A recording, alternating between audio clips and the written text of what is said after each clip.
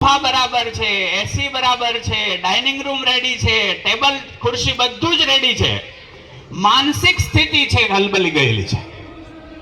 સહમતિ અસહમતિનો નિર્ણય ક્યાં છે? અંદર. એ સ્થિતિ છે બરાબર નથી. અસહમતિ વધે તો ઘરમાં વ્યવસ્થા ઊભી થાય કે અવ્યવસ્થા?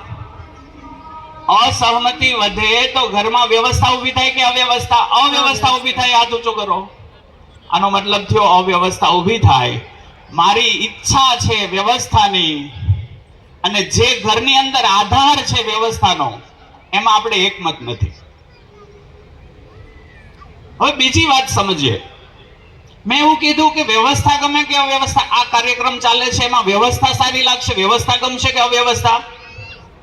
તો પ્રશ્ન પહેલો એ થાય કે આ વ્યવસ્થા ગમશે.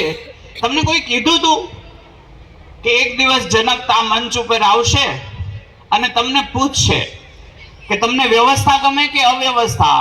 તો તમારે તેથી વ્યવસ્થા ગમે એવું કહેવાનું છે. એવું કોઈ શીખવાડ્યું તું? આ અંદરનો અવાજ છે, આ બદલી ના શકાય. મારી ઈચ્છા વ્યવસ્થાની જ છે. તો પ્રશ્ન પહેલો એ થાય કે આ વ્યવસ્થાની ઈચ્છા અંદરથી આવે છે, એ વ્યવસ્થાની